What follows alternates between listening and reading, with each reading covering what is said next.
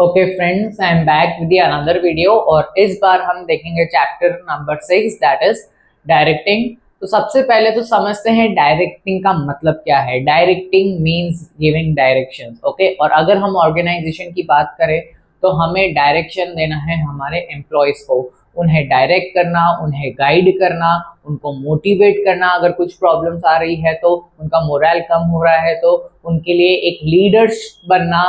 तो ये सारे जो हैं एम्प्लॉयज के लिए, वो जो मैनेजर अगर उन्हें गाइड कर रहा है तो वो आएगा डायरेक्टिंग में।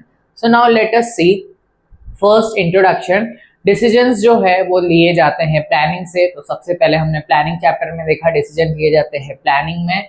And organising are implemented by the direction, means जो भी प्लानिंग और ऑर्गेनाइजेशन में डिसीजन लिए गए हैं वो इम्प्लीमेंट होते हैं डायरेक्शन के थ्रू। नाउ डायरेक्टिंग के अंदर जो कि मैंने आपको बताया, हम सुपरविजन करेंगे, एम्प्लॉयज को ऑर्डर देंगे, एम्प्लॉयज को इंस्ट्रक्शंस देंगे एंड उन्हें हम लीडरशिप प्रोवाइड करेंगे सबऑर्डिनेट्स को, दैट इज एम्प्लॉयज को।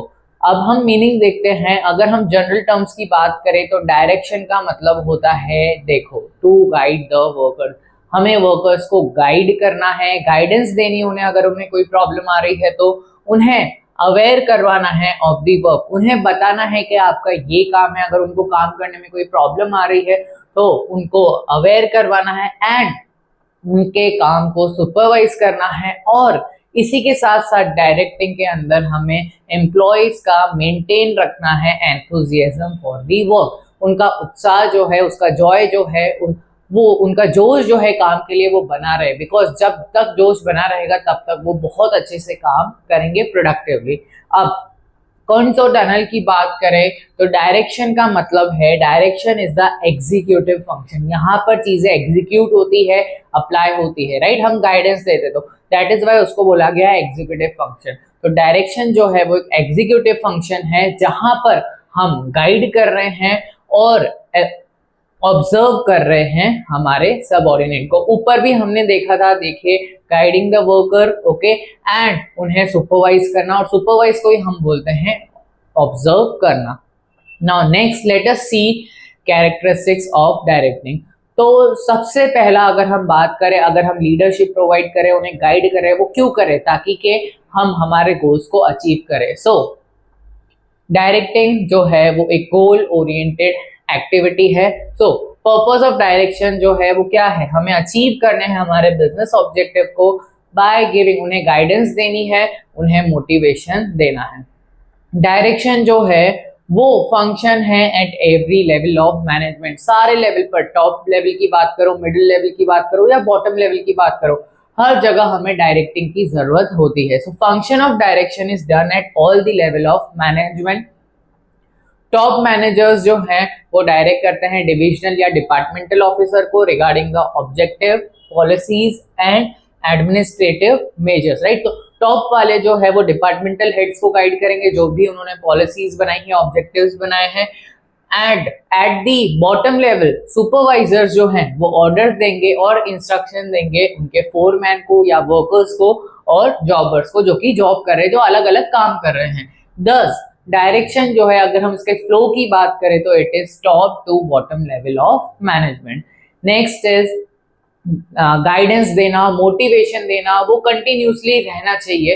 तो इसीलिए डायरेक्टिंग जो है वो एक कंटिन्यूस प्रोसेस है। So as long business activity will continue, जब तक बिजनेस एक्टिविटीज जो है, जब तक हमारा बिजनेस एग्जिस्ट करता है, function of direction will also continue. जब तक हमारा बिजनेस है तब तक डायरेक्टिंग जो है वो कंटिन्यू रहेगा। डायरेक्शन जो है हम प्रोवाइड करते हैं एम्प्लॉयज को, किसके रिगार्डिंग? फंक्शंस, अलग अलग फंक्शंस हम बताएंगे उसे, प्रोसीजर्स बताएंगे, इंटरप्रिटेशन ऑफ पॉलिसी। इंटरप्रिटेशन का मतलब होता है उन्हें समझाएंगे, अंडरस्टैंडिंग, ओके। सो उन्हें अलग अलग पॉलिसीज जो है वो समझाएंगे। 10 डायरेक्टिंग जो है वो it is a never ending process, वो कभी भी खत्म नहीं होता। जब तक ऑर्गेनाइजेशन है तब तक हमें हमारे सब ऑर्डिनेट्स जो हैं उन्हें हमें गाइड करता ही रहना चाहिए और ये एक बन जाता है कंटिन्यूस प्रोसेस।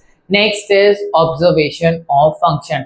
हमने डेफिनेशन में भी देखा था, यहाँ पर हम जो भी हमारे सब ऑर्डिनेट है उनको ऑब्जर्व करते हैं, राइट। सो डायरेक्शन जो है वो प्रोसेस ऑफ गाइडिंग तो है ही, गिविंग ऑर्डर्स तो है ही, बट इसी के साथ साथ it is a process of observing.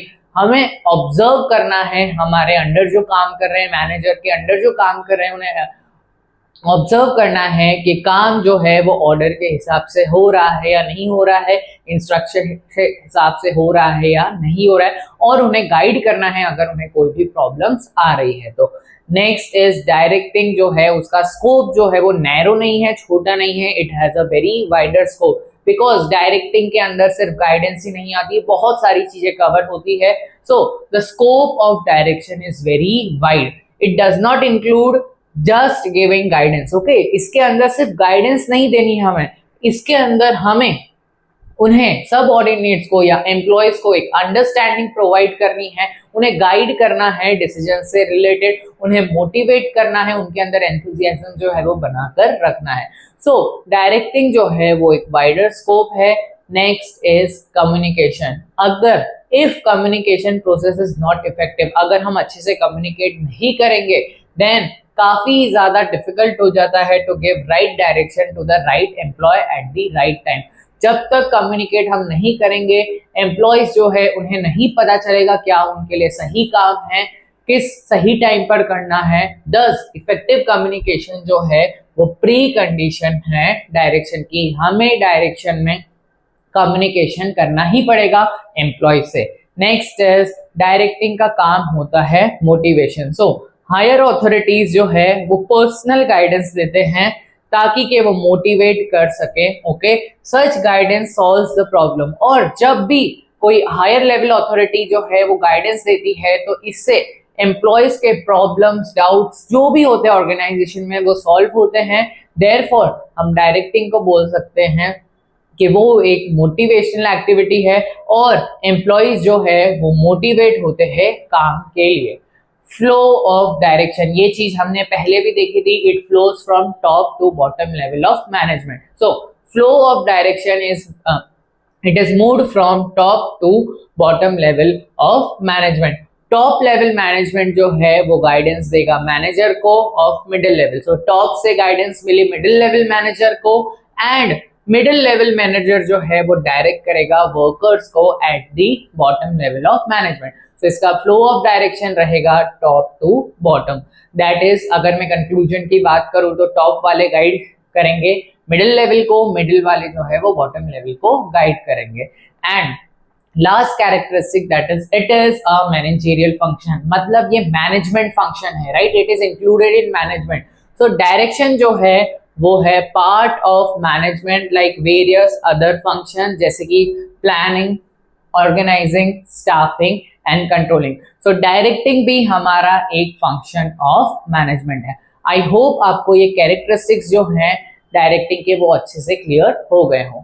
अब समझते हैं इंपॉर्टेंस ऑफ डायरेक्टिंग। डायरेक्टिंग जो है एक ऑर्गेनाइजेशन के लिए, एक एम्प्लॉय के लिए कैसे इंपॉर्टेंट हो सकता है। तो फर्स्ट ऑफ ऑल, बिकॉज हम यहाँ पर एम्प्लॉयज को गाइड करते हैं, उन्हें मोटिवेट करते हैं, तो ऑटोमेटिकली एम्प्लॉयज का एफिशिएंसी जो है वो काफी ज्यादा बढ़ता है और वो स्पीडीली काम करता है और वेस्टेज जो है वो कम करता है। सो डायरेक्शन जो है वो क्लैरिटी देता है एम्प्लॉय को of the function of the employees, right. Authority and responsibility, direction से एक एम्प्लॉय को पता चलता है कि क्या क्या उसकी ऑथोरिटी है, क्या क्या रिस्पॉन्सिबिलिटीज है, और इस क्लैरिटी के बाद उसकी एफिशिएंसी जो है वो काफी ज्यादा बढ़ जाती है। नेक्स्ट देखते हैं assessment of efficiency.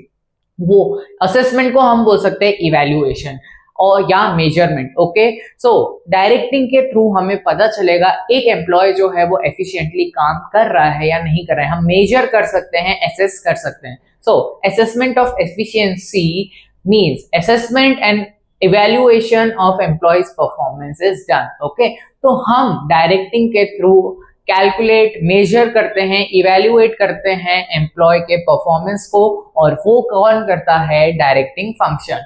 Matters like whether the employee have done work as per the direction और नॉट। मैटर्स क्या, अलग अलग मैटर्स, जैसे कि एम्प्लॉय जो है उसने जैसा बोला गया था वैसा काम किया है या नहीं किया गया है, how much work is completed, कितना काम उसने अभी तक कंप्लीट कर लिया है, उसका वर्क स्टेटस क्या है, how much efficiency is increase, पहले से उसकी एफिशिएंसी जो है, काम करने की स्पीड जो है वो बढ़ी है या नहीं बढ़ी है, ये सारी चीजें जो है वो सुपरविजन के थ्रू डायरेक्टिंग से पता चलती है और हम एम्प्लॉय के परफॉर्मेंस को एक्सेस जो है वो कर सकते हैं। मोटिवेशन टू एम्प्लॉय, डायरेक्शन जो है वो एम्प्लॉय को अवेयर कराता है, उसको बताता है राइट प्रोसीजर ऑफ वर्क, उसको पता चल जाता है, उसको अब कोई भी कंफ्यूजन नहीं रहता है, तो वो अवेयर करवाता है directing of the right procedure of work, क्या क्या पॉलिसीज है और बिजनेस यूनिट्स के क्या क्या रूल्स है। सो इसीलिए वो काफी ज्यादा मोटिवेटेड होते हैं और वो ज्यादा से ज्यादा काम करते हैं। नेक्स्ट इज डायरेक्टिंग की वजह से प्लानिंग काफी ज्यादा इफेक्टिव हो जाती है। जितने भी फंक्शंस है बिजनेस के cannot be plan by one person, एक पर्सन जो है वो सारे फंक्शंस जो है बिजनेस के उसको प्लान नहीं कर सकता। So a planner can chalk out a plan, chalk out का मतलब होता है prepare, okay. So a planner can prepare a plan by collecting necessary information, एक प्लानर जो है वो नेसेसरी इंफॉर्मेशन कलेक्ट करेगा, ओके, और वो उससे वो प्लान जो है वो चॉक आउट करेगा, दैट इज प्रिपेयर करेगा थ्रू द सबऑर्डिनेट्स की मदद के through. Next is effective organization, जिस तरीके से इफेक्टिव प्लानिंग हो सकती है उसी तरीके से हमारा ऑर्गेनाइजिंग भी इफेक्टिव होता है। So now due to direction, direction की वजह से सारे एम्प्लॉयज जो हैं वो अवेयर हो जाते हैं about his authority and responsibility, उनके क्या क्या ऑथोरिटी पावर है, उनकी क्या क्या जिम्मेदारी या रिस्पॉन्सिबिलिटी है, उन्हें पता चल जाता है। देयरफॉर ऑर्डर्स और इंस्ट्रक्शन जो भी उनके बॉस देते हैं, given by the boss, are followed properly, उन्हें वो एकदम अच्छे से फॉलो करते हैं और इसकी वजह से ऑर्गेनाइजेशन में जो काम जो है वो काफी ज्यादा इफेक्टिव हो जाता है और गोल्स अकम्प्लिश होते हैं। नेक्स्ट इज डायरेक्टिंग की वजह से बिकॉज वो मोटिवेटेड रहते हैं, हम एम्प्लॉयज की हेल्प करते हैं, तो कोऑर्डिनेशन और कोऑपरेशन जो है वो मेंटेन रहता है। सो लीडर जो कि डायरेक्शन प्रोवाइड कर रहा है, providing direction coordinates the employed personal interest, उसके जो पर्सनल गोल्स है, इंटरेस्ट का मतलब हो गया पर्सनल गोल्स जो हैं with the main goals of the business, तो एम्प्लॉयज के पर्सनल गोल्स और ऑर्गेनाइजेशन के पर्सनल गोल्स को वो कोऑर्डिनेट करता है और इससे कोऑर्डिनेशन जो है एम्प्लॉयज के बीच में काफी ज्यादा इजी हो जाता है। Next, it is a function of control, directing में हम वर्कर्स को सुपरवाइज करते हैं कि कितना काम हुआ है, कितने एफिशिएंट है, तो कहीं ना कहीं वो एक कंट्रोलिंग का भी काम कर रहा है। सो डायरेक्टिंग जो है वो रिड्यूस करता है chances of work related mistakes and errors and Therefore, it becomes easy, तो इसीलिए डायरेक्टिंग की वजह से काफी ज्यादा इजी हो जाता है to get the work done from employees as per decided target, तो वर्कर्स को जो टारगेट दिए गए हैं डिसाइडेड टारगेट, तो एम्प्लॉयज जो है उनसे काम करवाना काफी ज्यादा इजी हो जाता है और इसी के थ्रू कंट्रोलिंग जो है वो इफेक्टिव हो जाता है। और अगर हम डायरेक्टिंग की बात करें तो हम उनके प्रॉब्लम्स का सॉल्यूशन लेकर आते हैं, एम्प्लॉयज को मोटिवेट करते हैं, तो कहीं ना कहीं ऑर्गेनाइजेशन में डायरेक्टिंग जो है उनके अंदर जोश बढ़ाता है या एंथुसियाज्म जो है वो बढ़ाता है। So employees interest in work get increase, उनका काम ऑर्गेनाइजेशन में उनका काम करने का इंटरेस्ट जो है वो काफी ज्यादा बढ़ जाता है थ्रू डायरेक्शन, बिकॉज उनको गाइड किया जाता है, उनको हेल्प किया जाता है। They can bring solution if any hurdle is created, अगर कोई भी रुकावट आ रही, hurdle, obstacle, problem, अगर काम करते टाइम कोई भी hurdle या कोई भी रुकावट या कोई भी प्रॉब्लम आ रही है तो डायरेक्टिंग जो है वो उन्हें सॉल्यूशन प्रोवाइड करता है and as a result there is a continuity in work, वो सॉल्यूशन तुरंत सॉल्व हो जाते हैं और वर्क कभी रुकता नहीं है और कंटिन्यूटी जो है वर्क में मेंटेन रहती है और इसकी वजह से वर्कर्स का या एम्प्लॉयज का जो एंथुसियाज्म जो है, जोश जो है वो बूस्ट होता है, बूस्ट अप का मतलब इंक्रीज होता है। नेक्स्ट इज डायरेक्टिंग से हमें पता चलता है कि क्या क्या मिस्टेक्स हो रही है, क्या क्या डिफरेंसेस आ रहे हैं, deviations means mistakes, differences, okay. So finding out deviations through direction हम सुपरवाइज करते हैं whether the functions are done as per the decided standards or not, जो बोला गया है, जो स्टैंडर्ड सेट किए गए हैं उस हिसाब से काम हो रहा है या नहीं हो रहा है, डायरेक्शन वो सुपरवाइज करता है। और अगर हमारा एक्चुअल परफॉर्मेंस जो है वो स्टैंडर्ड परफॉर्मेंस से कम है तो वो डेविएशंस जो है वो आते हैं। एक एग्जांपल से समझते हैं। सपोज मान लो हमारा स्टैंडर्ड परफॉर्मेंस जो है वो 1000 यूनिट्स पर मंथ है और एक्चुअल परफॉर्मेंस है हमारा 800 यूनिट, मींस 200 यूनिट्स का जो है वो डेविएशन आया है।